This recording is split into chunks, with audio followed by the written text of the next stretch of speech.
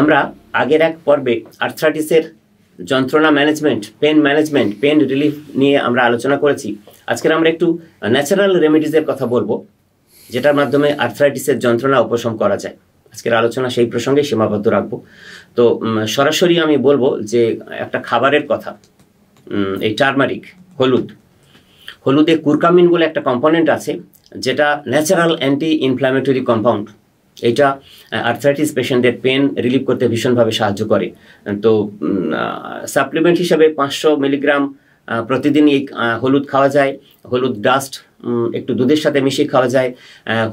হলুদের রস, কাঁচা হলুদের রস বের করেও মোটামুটি 2 চামচ করে যদি আর্থ্রাইটিসে ভুগছেন এমন পেশেন্টরা খান, তাহলেও কিন্তু তাদের যন্ত্রণা অনেকাংশে উপশম হবে।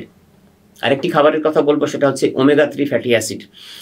এটা বিভিন্ন ধরনের ফিশ অয়েলে পাওয়া যায়, ডিপ সি ফিশ, সামুদ্রিক মাছে, বিভিন্ন মাছে পাওয়া যায়। এটা জয়েন্ট ইনফ্লামেশন এবং স্টিফনেস কমাতে ভীষণভাবে সাহায্য করে। তো সাপ্লিমেন্ট হিসেবে তো বাজারে পাওয়া যায়, সেগুলোও খাওয়া যেতে পারে।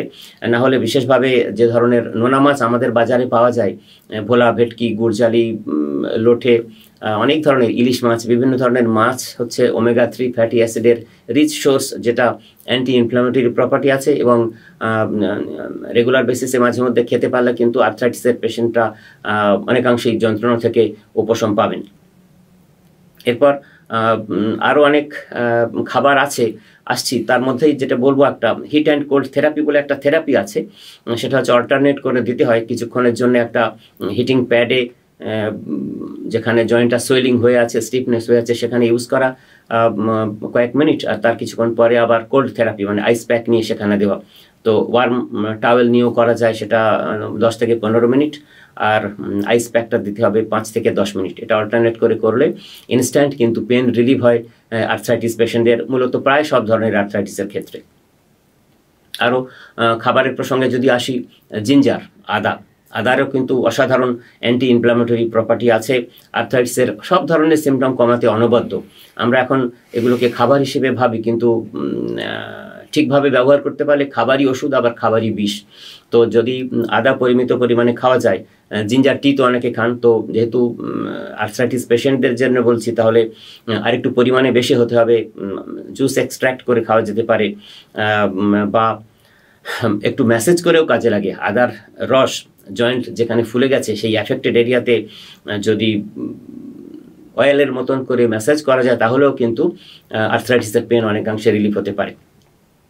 এরপরে যেটা বলবো সেটা হচ্ছে এপসম সল্ট সোকস। এই এপসম সল্ট কেন? এতে এনরিচড ম্যাগনেশিয়াম আছে। এই ম্যাগনেশিয়াম মাসল রিল্যাক্সেন্ট এবং জয়েন্ট পেন কমাতে ভূমিকা পালন করে। তো দিনে 1 কাপ, পারলে 2 কাপ এপসম সল্ট, একটু ওয়ার্ম বাথ, এপসম সল্টের ওয়ার্ম বাথ যদি নেওয়া যায় এবং ওই জলের মধ্যে সোক করে করে সেটা গায়ে, সারা শরীরে, সব জায়গায় মাখা যায়, তাহলে এটা খাওয়ার ব্যাপার নয়। তো এপসম সল্ট সমৃদ্ধ যে ওয়ার্ম বাথ নিলেও কিন্তু আর্থ্রাইটিসের পেশেন্টদের পেন রিলিফ হয়। স্নানের সময় এটা চেষ্টা করা যেতে পারে। আর যন্ত্রণা মানেই হচ্ছে ইনফ্লামেশন, তার থেকেই কষ্ট। তো অ্যান্টি ইনফ্ল্যামেটরি ডায়েট নিতে হবে। ইনফ্লামেশনকে ন্যাচারালি কমাতে হলে অ্যান্টি ইনফ্ল্যামেটরি ডায়েট নিতে হবে। একদম নির্দিষ্ট করে প্রায় সব ধরনের ফল, বিশেষ করে ব্ল্যাকবেরিজ, ব্লুবেরিজ, স্ট্রবেরিজ, এগুলো, অরেঞ্জ, চেরি, এগুলোতে অ্যান্টি ইনফ্ল্যামেটরি প্রপার্টি আছে। আপনি যদি ভেজিটেবলের কথা বলেন, তাহলে সেখানে একদম ব্রকলি খুব অসাধারণ একটি খাবার, যা আর্থ্রাইটিস পেশেন্টদের পেন কমাতে সাহায্য করে।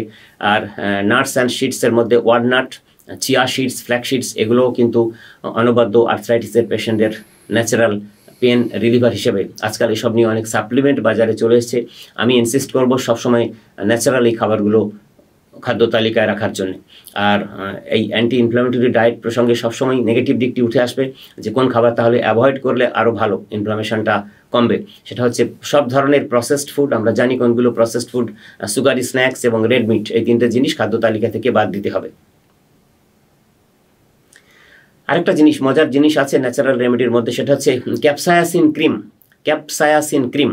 এই ক্যাপসায়াসিন, এটা হচ্ছে চিলি পিপার্স থেকে তৈরি হয় এবং পেন সিগন্যালগুলো ব্লক করে দিতে পারে। আমাদের আর্থ্রাইটিস হওয়ার কারণে শরীরের বিভিন্ন জায়গাতে যে পেন সিগন্যালসগুলো তৈরি হচ্ছে, সেটাকে ডিপ্লিট করার একটা সাবস্ট্যান্স আছে, সেটাকে পি বলা হয়, পেন নিউরোট্রান্সমিটার। সেটাকে ব্লক করতে পারে এই ক্যাপসায়াসিন।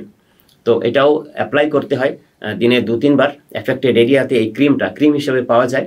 তো এক্সটার্নাল ফলে অসুবিধা নেই, এক্সটার্নাল অ্যাপ্লিকেশন আমরা কোনো ক্রিম করতেই পারি শরীরের জয়েন্টের ফোলা জায়গাতে, এবং এটা যদি হাত দিয়ে ভালো করে অ্যাপ্লাই করা হয় দিনে 2-3 বার যেখানে সোয়েলিং জয়েন্ট আছে, তাহলেও কিন্তু এই ক্যাপসায়াসিন ক্রিম খুব ভালোভাবে কাজ দেয় এই পেন রিলিফের ক্ষেত্রে, বিশেষত আর্থ্রাইটিসের পেশেন্টদের জন্য। ন্যাচারাল রেমেডির মধ্যে আরও যেটা বলবো আমরা সেটা হচ্ছে আকুপাংচারের কথা বলতে পারি। আকুপাংচার তো প্রেশার পয়েন্টকে ট্রিগার করে এবং ব্লাড ফ্লোকে অ্যাক্টিভেট করে, এক্সাসারবেট করে এবং পেন রিলিফ করে। তো আকুপাংচার যারা প্র্যাকটিস করেন খুব ভালো প্র্যাকটিশনারের তত্ত্বাবধানে, আকুপাংচারিস্টের তত্ত্বাবধানে যদি সার্ভিসটি নেওয়া যায়, তাহলে ন্যাচারাল রেমেডি হিসেবেও কিন্তু আকুপাংচার কাজে আসতে পারে আর্থ্রাইটিসের পেশেন্টদের পেন রিলিফ করতে। সবশেষে বলবো যে ম্যাসাজ থেরাপি মাসেল টেনশন কমাতে সাহায্য করে, ইনফ্লামেশন কমাতে সাহায্য করে এবং ওভারঅল জয়েন্ট এরিয়া এবং চারপাশের এরিয়াতে ব্লাড সার্কুলেশন বাড়াতে সাহায্য করে। তো এই যে হলুদ, আদা, omega 3 fatty acid, anti inflammatory diet, hot cold therapy, capsaicin cream, এসব অনেক জিনিস ন্যাচারাল আছে যেগুলো ব্যবহার করে আর্থ্রাইটিসের পেশেন্টরা অনেকাংশে পেন রিলিফ করে নিজের পারিবারিক এবং বাইরের জগতে, ব্যবসাস্থল হোক, কর্মস্থল হোক, সেখানে কাজকর্ম যথাযথভাবে চালিয়ে যেতে পারেন। ধন্যবাদ।